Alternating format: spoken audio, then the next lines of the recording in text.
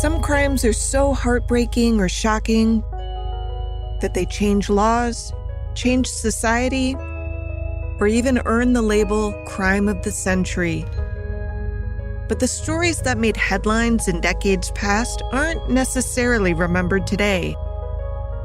I'm Amber Hunt, a journalist and author, and in each episode of this show, I'll examine a case that's maybe lesser known today, but was huge when it happened. This is Crimes of the Centuries.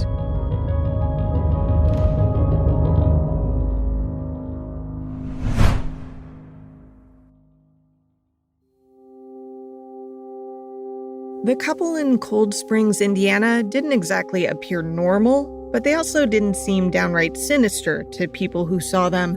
That was partly because no one got very close at first. The pair looked peaceful, situated on a sandbar beneath a willow tree along central Indiana's White River.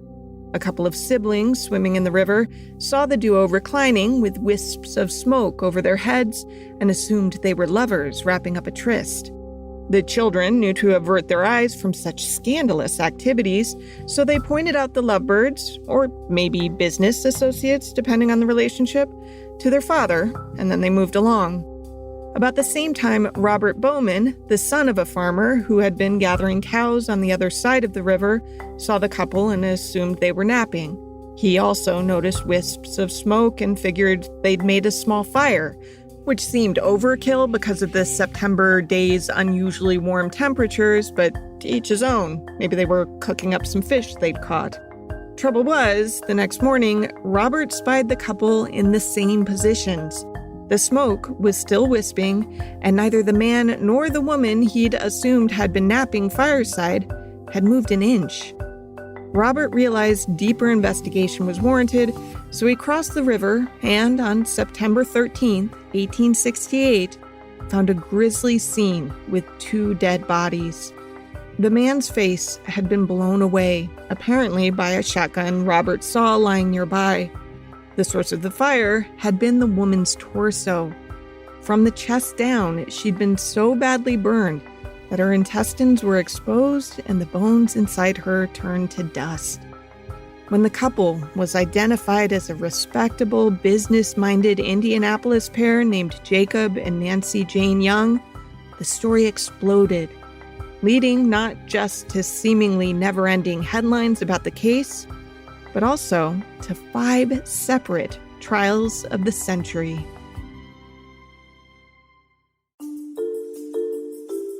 Investigators arriving at the riverside scene of Jacob and Nancy Young's deaths quickly came up with a theory. The assumption that everyone made was that Jacob Young had killed his wife and then killed himself. This is author Wendy Gamber, who wrote a book about the case, in an interview with Talking Hoosier History. But the authorities had the presence of mind to conduct an autopsy, during which they discovered that his wife, Nancy Jane, had been shot with a different weapon, a pistol, which suggested that they had been murdered by 2 different people. That second weapon, the pistol, wasn't at the crime scene.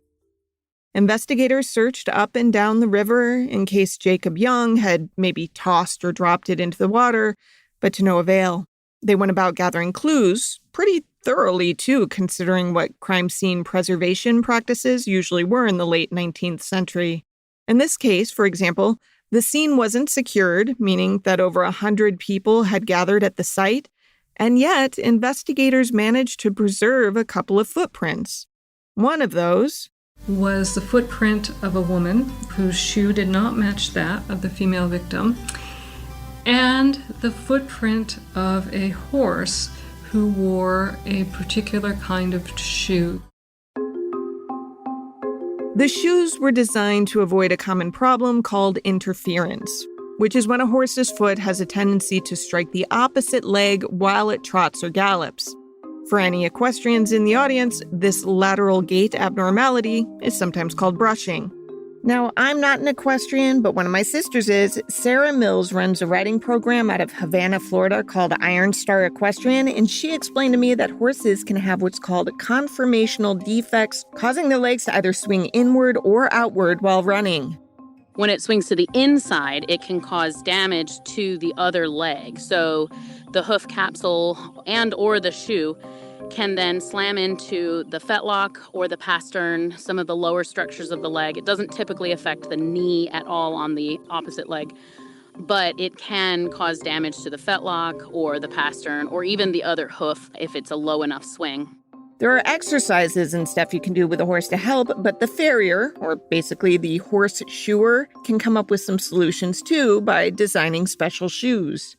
And so with shoeing, they would use what's called a half round, which is where they grind off the outer portion of the shoe itself on the inside or medial side of the shoe, which is the side that would end up striking the opposite leg. So they would grind that down and run it under a little bit so that the shoe is slightly misshapen. There's a portion missing essentially from your classic half circle or horseshoe shape. That would then prevent the actual metal shoe itself from colliding with the joint or the fetlock. And then that would reduce some of the risk of damage so you wouldn't have metal striking bone, essentially. So investigators could tell from the shoe prints that whatever horse had been wearing these shoes had this interference problem. And wouldn't you know it, there was a horse nearby who wore such a shoe. This was a bobtail sorrel mare owned by Sullivan and Drew's livery stable. The horse, named Pet, was a rental, as in you could pay to borrow the horse in a buggy for a day from its owner, John Drew. Pet had some unique characteristics. She had a blazed face, meaning a stripe of white ran down the middle of her from her forehead to her nose. She also had hind legs that were white to her knees, plus white spots all over her body. Now, these preventative shoes weren't uncommon in general. Plenty of horses throughout Indianapolis wore the shoe type. But Pet's coloring also matched the description of a horse several witnesses said they saw following Jacob and Nancy Young on Saturday, the day before their bodies were discovered. Not only that, but John Drew had taken special note of the shape Pet had been returned in that Saturday night. He said in later trial testimony that she had been driven hard. In fact, she was so exhausted that Drew worried she was sick, so he tied her outside to cool down rather than putting her back in the stuffy stall, and then he watched over her to make sure she recovered. It was part out of concern for his livelihood, no doubt, and Pet was said to be a powerful 4-minute nag, which made her a popular rental for people needing to borrow a horse. But Drew also seemed huffed that someone would return the horse in such shoddy condition. He remembered exactly who had rented her. A man named Silas Hartman. The foreman of the coroner's jury, which had been impaneled to determine the cause of the Young's death, put out a notice in the newspapers, anyone who encountered Jacob Young and his wife on the day of their murder, please come forward. So various people came forward, and they had seen Nancy Clem's brother, younger brother, Silas Hartman, in a buggy following the Young's carriage quite closely.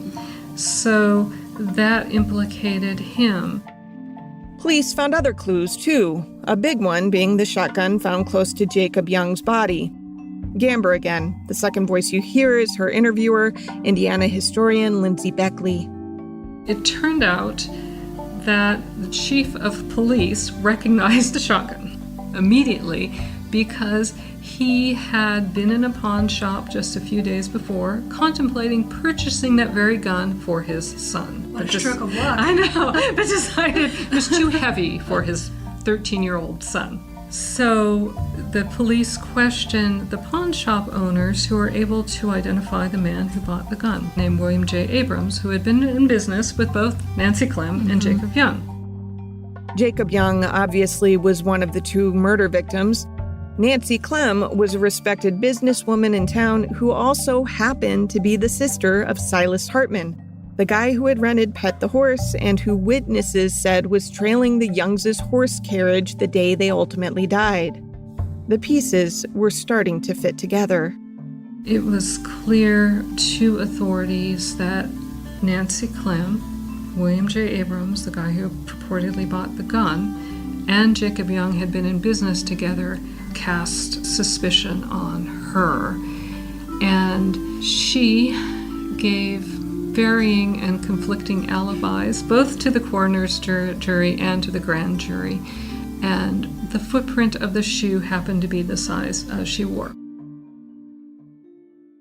It would take some solid sleuthing, but within a few weeks of the Young murders, police would arrest and charge 3 well-liked members of the Indianapolis community with one of the most horrific and sensational crimes in the region's history. Investigators were sure they had quickly pieced together the story of what had happened to the Youngs, but now they were left to uncover the why. Of the 3 suspects in the murders of Jacob and Nancy Young, the woman was the biggest shock to the community. That was in part simply because of her gender, but it was more than that. Nancy Clem was considered a lady with nothing in her past to suggest that she might one day be accused of killing someone. She had been born around 1830 in North Carolina as Nancy Hartman, the daughter of a farmer named John who had moved his family to Indiana when Nancy was very small.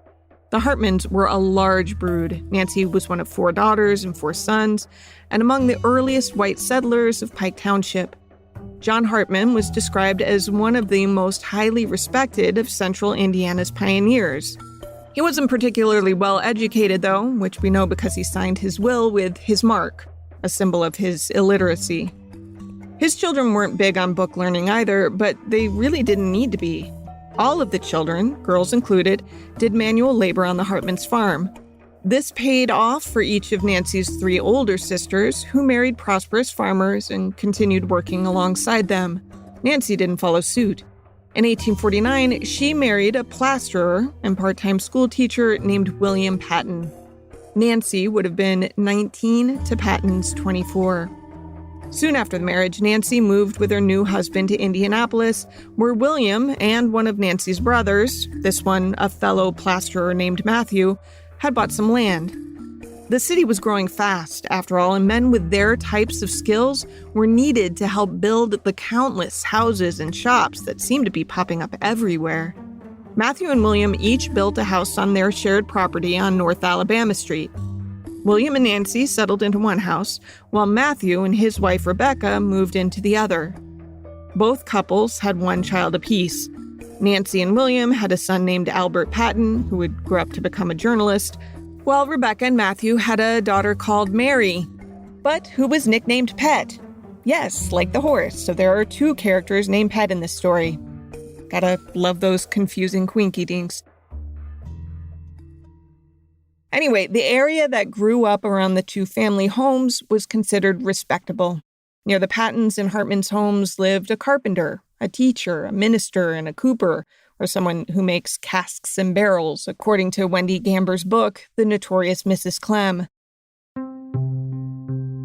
The highest profile neighbor in the hood would end up being a fellow named Benjamin Harrison, who not only would later become a U.S. president, but who in the 1860s was a lawyer who'd ultimately play a huge role in the case we're discussing.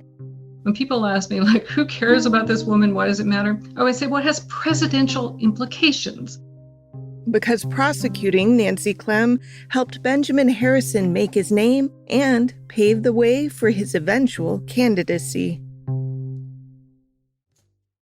Nancy's first husband, William Patton, died some 8 years into the couple's marriage in September of 1857. He was only 36. While we don't know his cause of death, it was pretty common for men to die of all sorts of things, including malaria, at such an early age. There were never suspicions raised publicly that we can find. William left behind his wife and 6-year-old son Albert in fairly decent shape, in that they owned their own home and also had a rental property that earned a couple of $100s a year. And that helped, of course, but it wasn't a ton, so Nancy brought boarders to live with her and Albert. According to her brother Matthew, she would have as many as 4 at a time. But to be clear, hers was a respectable place, which I have to spell out because not all boarding houses were considered such at the time. Like, running a boarding house could be seen occupationally in similar light to sex work, and as this story develops, you'll understand why that would have been utterly unacceptable to Nancy. Besides, it seems Nancy had figured out another way to earn extra money. She would loan out money at high rates of interest. So if someone needed fast cash, they could come to Nancy and say, "Hey, I need $50. She'd loan them the $50 and get that, plus whatever interest she'd charge to boot. In 1859, so this is 2 years after her first husband died, Nancy married a man named William Franklin Clem, known as Frank. He ran a place called Clem and Brothers Grocery, which was a short walk from Nancy's home on Alabama Street. He had a good reputation as an honest businessman, and by today's standards was pretty progressive in how he approached marriage. Now, at the time in Indiana, state law gave her control of any property she had possessed before her marriage. But property bought and money earned during her marriage would have, by default, belonged to Frank. Yet Frank entered into a prenuptial contract that gave her control of her own business affairs, so she was, financially speaking, independent of her husband, which, again, was not common at the time. This independence is why Frank didn't know about any of the business dealings that would ultimately land his wife in the crosshairs of a murder investigation. She and Jacob Young had engaged in a series of mysterious and fraudulent business transactions, probably amounting to what we would today call a Ponzi scheme. If you don't know, the term Ponzi scheme comes from a guy named Charles Ponzi who wouldn't be born until 1882. But what he made infamous was awfully similar to what Nancy Clem was doing 20 years before his birth. To understand how this works, first you need to understand a simpler scheme called a pyramid scheme, from 1 Minute Economics. As the name suggests, a pyramid scheme is an investment scam which revolves around current investors receiving money by recruiting new members. The new members will receive money by recruiting other people, and so on. In short, one guy's like, "Hey, let's start a group, and to belong to this group, you pay me $100, and if you recruit people to also join, I'll give you $90 of their $100 fee, so I make 10 extra bucks just by you recruiting people." The shtick might work for a while, but eventually you're going to have a bottom tier of people who can't recruit others, and that bottom tier is pissed they're paying $100 to belong to this group for no benefit, and so they quit. Then the previous penultimate tier is left paying $100 to belong to a group for no benefit, and so they quit too. Eventually, all pyramid schemes collapse. A Ponzi scheme, on the other hand, also relies on new money coming in to pay existing investors, but with one exception. The investors don't know this. They're being lied to and think it's a legitimate investment.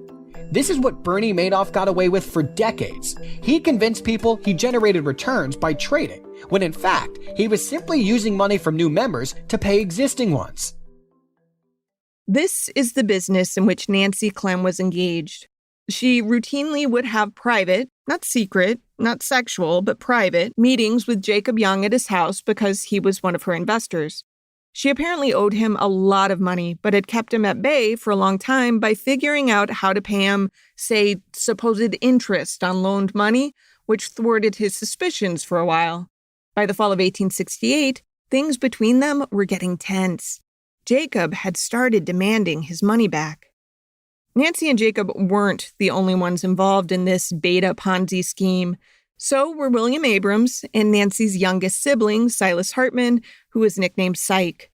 The men's roles were kept on the down low, which made sense because this was supposed to be an above-board business arrangement, yet Bill Abrams was married to a girl who'd been raised by one of Nancy's sisters, and Psych Hartman was Nancy's literal brother. It would not have pleased investors to know that there was this nepotistic trio handling a bunch of people's money.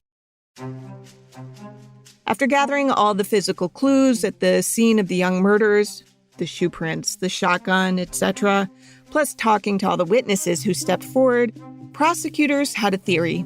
They believed that Jacob Young picked up Nancy Clem in a buggy, and the two were supposed to talk business. It doesn't seem likely that Nancy had expected Jacob to bring along his wife, which is based on the fact that a servant in the Young's house said Mrs. Young asked to join her husband on his outing at the last minute. But regardless, witnesses later said they saw a buggy on Saturday carrying the Youngs and a woman who appeared to be Nancy Clem headed toward the White River area where the Youngs' bodies would be found Sunday morning. Behind the Youngs was, according to several witnesses, Syke Hartman in a buggy drawn by the blazed-faced horse named Pet, the one wearing special shoes. Prosecutors figured that William Abrams had to have been at the murder site as well. Maybe he'd been there a while, waiting there, because, after all, they had found the gun Abrams had bought just feet from Jacob Young's body. And to many, this seemed like an open and shut case. Nancy had led Jacob and his wife into a trap, with Silas following them, and William laying in wait. That theory led to the arrests of all three, Nancy, Silas, and William, and trials for each were expected to quickly get underway. But Nancy's status as a respectable woman did make some people uncomfortable. Author Wendy Gamber again. People were quite outraged that a woman had supposedly committed this crime. The Louisville Courier-Journal, for example, described Clem as, quote, the wickedest and most irresponsible woman in the world. The reputation was bolstered by how awful the murders were. Both Mr. and Mrs. Young had been shot in the head. Post-mortem examination of Mrs. Young suggested she had fought back at first and was batting the head with a pistol butt, too. Also, her body was either set on fire on purpose or it was accidentally ignited by a gunshot spark hitting the notoriously flammable crinoline of Mrs. Young's dress. Either way, the end result was horrifying, with a slow burning fire having hollowed out her torso.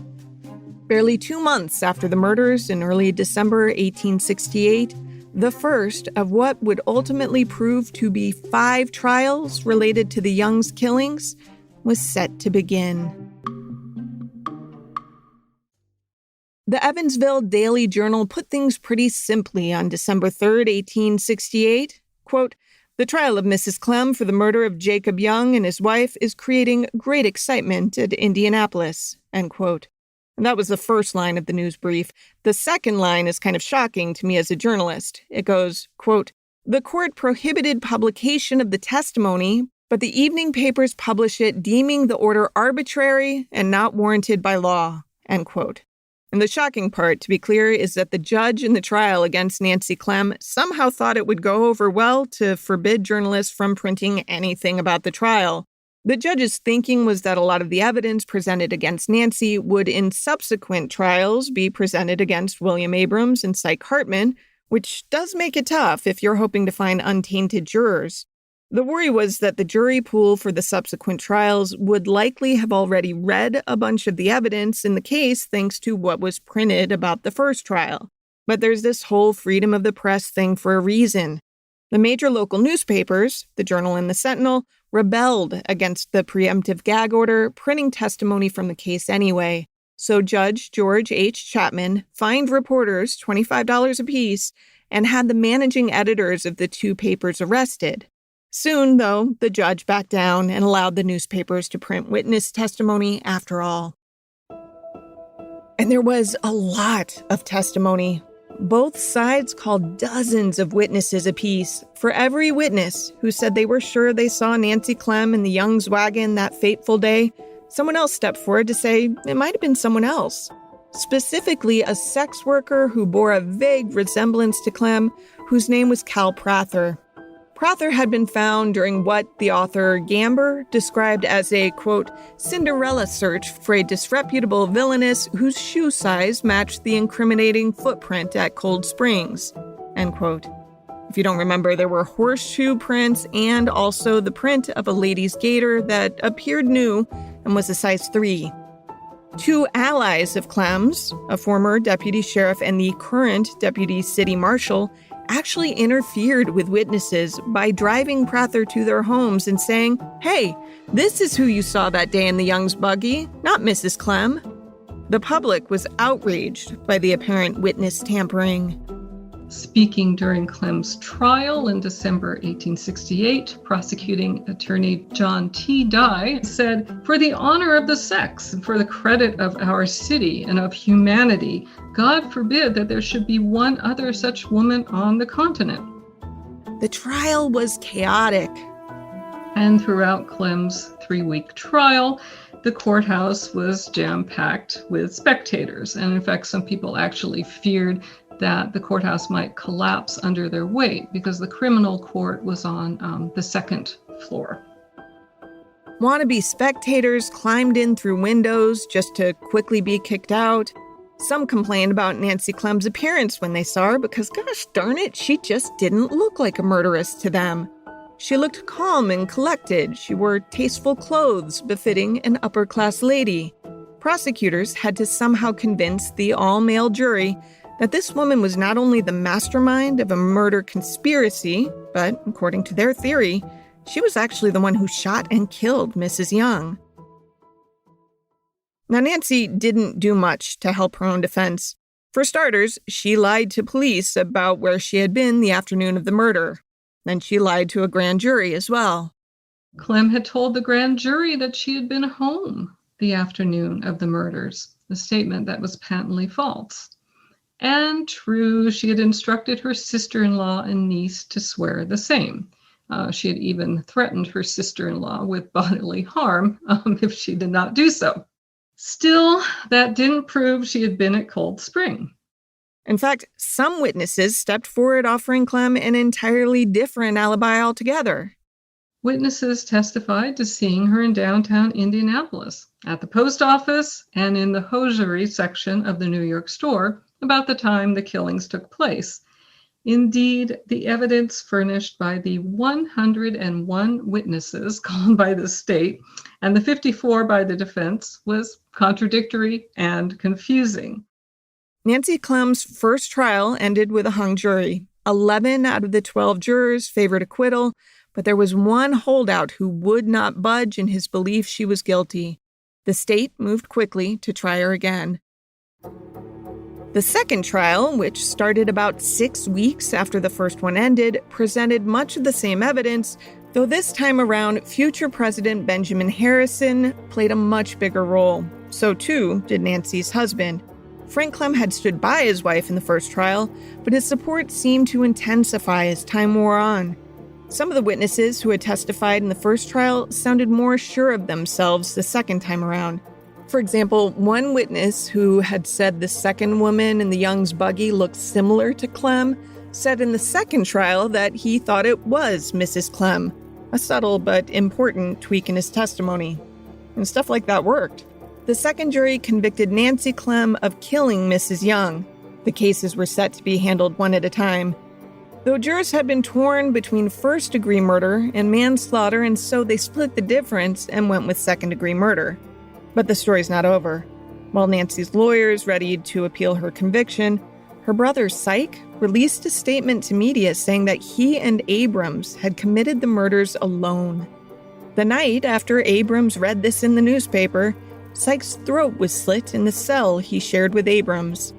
It was ruled a suicide because Syke had been depressed since his sister's conviction, but the description of the death was so gruesome that some naturally suspected Abrams must have killed him for turning on him. If Syke had killed himself, he did so by using an old broken razor that all the male inmates used to shave and slashed himself several times in the throat. Not long after that, Nancy Clem was sentenced to life in prison, and William Abrams, the only one left of her alleged accomplices, was found guilty in his own trial.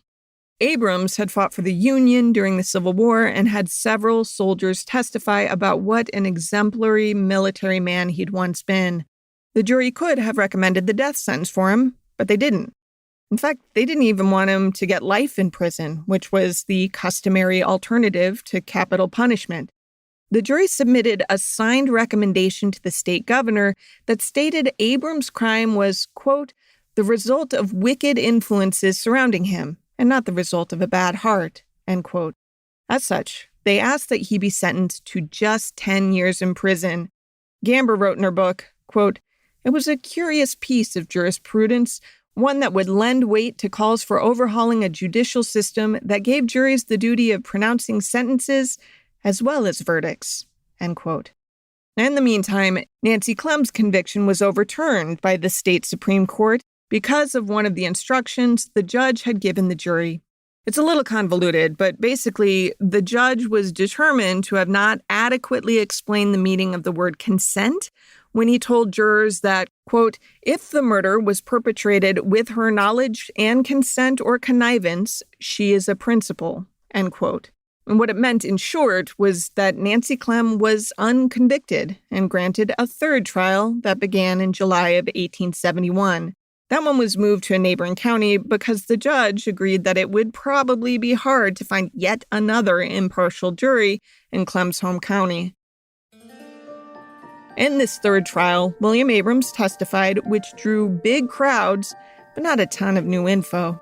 He denied buying the shotgun found at the scene of the crime and spent a lot of time explaining his business dealings with Nancy. He had lent her a lot of money, apparently, and while she sometimes repaid him quote-unquote profits on his investments, she rarely ever paid back any principal.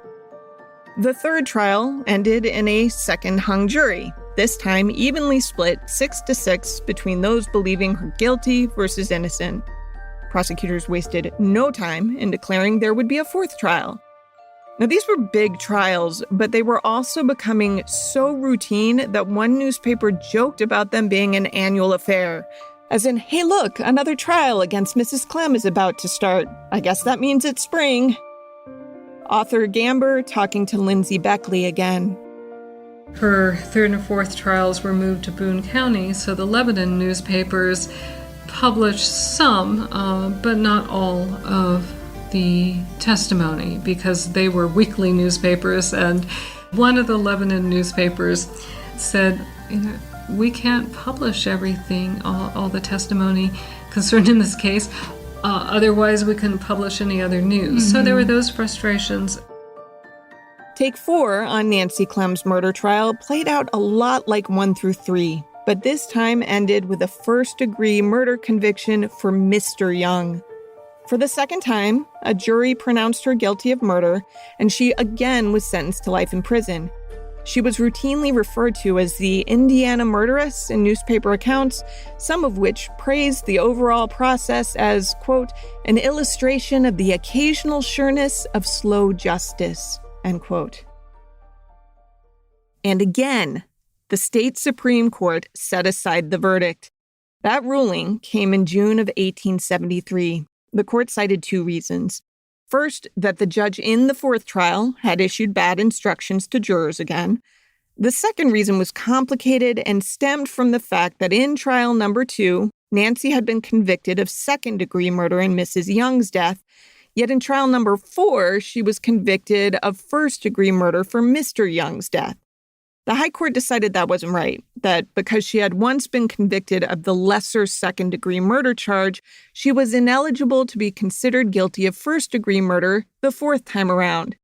Now, if you're like, hey, wait a minute, but the second-degree murder was for the woman victim, and the first-degree conviction was for the man, so how does that even make any sense? Well, the court decided that the murders of Mr. and Mrs. Young constituted one singular crime, and as such, the jury in trial number 4 should not have been given the option of considering a first-degree conviction, so Nancy was released from prison, once again, an unconvicted woman. If you're curious, yes, my brain is about to fall out of my ear hole. The gears began to turn for yet another retrial, but it never happened. Prosecutors started the process, but stopped it before jury selection. Nancy Clem was no longer charged with murder, though lots of people believe she was guilty as hell and just got off on weird-ass technicalities. It's a unique enough case that there's still reenactments of the trials on occasion. This is an interview with some players, and one such reenactment being interviewed by a reporter from Fox 59 TV. It's such a fascinating case. There's so much, really, there's a lot of tawdry detail to it. Right, and so the audience gets to actually be involved in a sort of a talk back at the end, where they can actually sort of help us explore some more of the case. It's interesting, the 4 trials had lots of peculiarities to them that, if tried nowadays, probably would have led to a lot of mistrials and a lot of other people being charged with perjury, witness tampering, and a whole bunch of other things. That didn't happen in the wake of Nancy Clem's trials, however. No further charges were filed in relation to the case, though William Abrams was pardoned in 1878 on the grounds he'd been so well behaved in prison. Nancy was perhaps less well-behaved. She gets out of prison and she gets back into the same kind of wheeling and dealing, and she's convicted of perjury. This is in 1880. After that, she was convicted of larceny, for which she served 3 years in prison. Then she gained notoriety when she subsequently became a peddler of patent medicines who portrayed herself, not entirely truthfully, as a female physician. She sold a product called Slavin's Infallible Female Tonic, which was advertised in newspapers catering to poor people as a remedy for, quote, all female complaints, end quote. Reading between the lines, it appears it was an abortion medicine, which makes what happened in December 1892 all the more confusing. That was when a 58-year-old Black Civil War veteran was prescribed the tonic for his ailing health. He took 3 bottles of the stuff and died. His death certificate was signed by a Mrs. Dr. Patterson, who turned out to really be Nancy Clem. Once officials tracked her down, she explained that she prescribed the man a female tonic because Slavin's Infallible was used by families promiscuously without regard to sex, age, or character of illness. She added that it couldn't have been the cause of his death. Quote, if he had taken any of that, it would have injured him no worse than water, end quote. An autopsy showed that the Civil War vet, a man named John Martin, had been suffering from a lot of problems, so Clem was never charged in his death, but a cloud hung over her nonetheless. She continued to sell Slavin's tonic until she fell ill in early 1897 of a kidney infection that killed her on June 8th of that year. As her health deteriorated over those months, she continued to deny any involvement in the Young murders, saying that, quote, all these years I have borne the blame for what another did, end quote. Her son, Albert Patton, worried that after he buried his mother, her notoriety would put her grave at risk. As such, he initially had buried her in an unmarked location, and then a few months later moved her to his wife's family plot. Still wanting to thwart grave robbers or desecrators, Albert commissioned a tombstone that reads simply, Mother.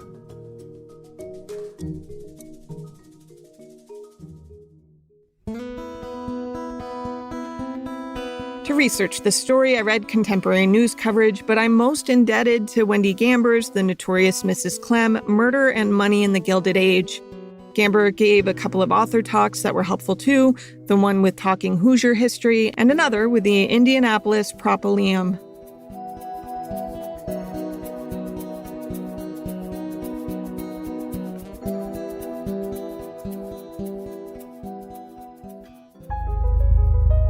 Crimes of the Centuries is a production of the Obsessed Network.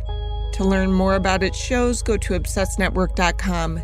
This episode was written by me, Amber Hunt, and produced by Jennifer Swatek. Steve Tipton edited the script. Original music is by Bruce Hunt and Andrew Higley. Other music comes from Blue Dot Sessions and Universal Music Productions. If you like us, help us out by rating and reviewing us on Apple Podcasts. For more information or to recommend a case, go to centuriespod.com. On Instagram and Twitter, we're at CenturiesPod, and check out our Crimes of the Centuries podcast Facebook page.